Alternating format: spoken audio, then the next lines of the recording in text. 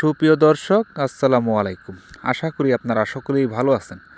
আজকের ভিডিওতে আপনাদেরকে দেখাতে যাচ্ছি আপনারা কিভাবে ভুট্টার মোচা মোটা তাজা করবেন। এছাড়াও ভুট্টা চাষের কিছু গোপন টিপস আজকে আপনাদের মাঝে তুলে ধরব। আপনারা যারা ভুট্টা চাষ করেছেন কিংবা ভুট্টা চাষ করবেন বলে ভাবছেন, আজকের এই ভিডিওটি আপনাদের জন্য অনেক গুরুত্বপূর্ণ একটি ভিডিও। আশা করি এই ভিডিওটি শুরু থেকে শেষ পর্যন্ত গভীর মনোযোগ দিয়ে দেখবেন।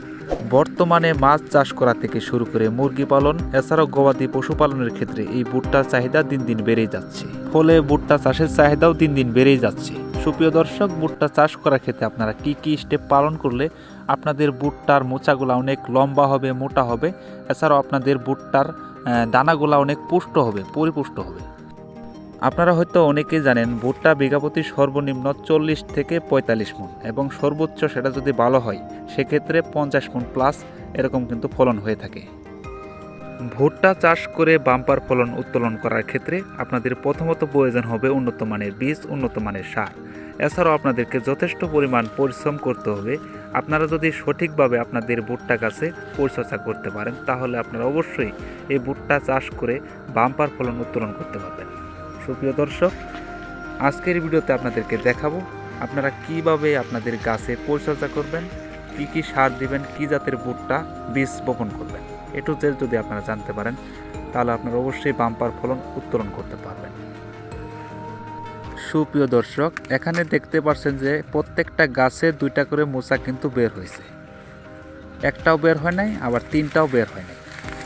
যা প্রয়োজন 2টা করে মোচা কিন্তু বের হয়েছে।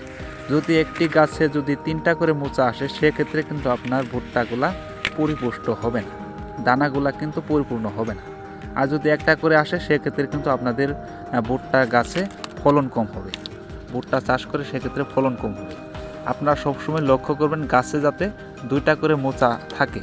তো সেক্ষেত্রে আপনাদেরকে ভালো জাতের বীজ সিলেক্ট করতে হবে। তো এখানে যে গাছগুলা দেখতে পাচ্ছেন এটা মূলত ব্রাক জাতের সিড, ব্রাক জাতের ভুট্টা। তো এই ব্রাক সিড ছাড়াও আরও বিভিন্ন ধরনের জাত আছে, উন্নত মানের জাত আছে। আপনারা চাইলে সেই সকল জাতগুলা বুঝে শুনে ক্রয় করতে পারেন।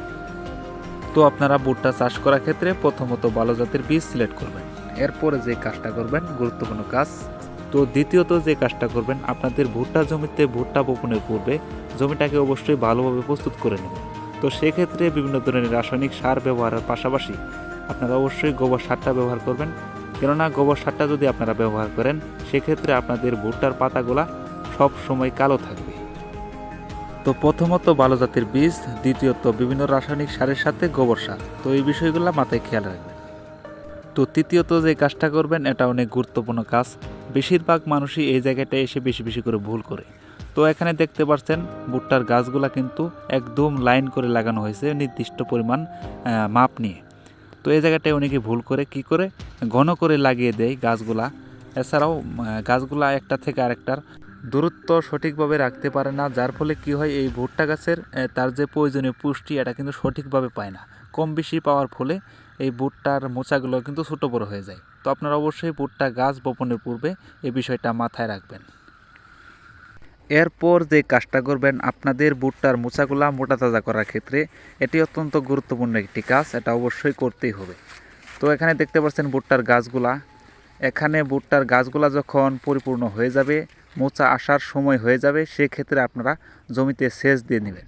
আর ভুট্টার জমিতে পানি দেওয়ার পূর্বে অবশ্যই মাটিটাকে পরীক্ষা করে নেবেন। তো এখানে দেখতে পাচ্ছেন মাটিটাকে একটু পরীক্ষা করে আপনাদেরকে দেখাই কোন কৌশলে আপনারা মাটিটা পরীক্ষা করবেন।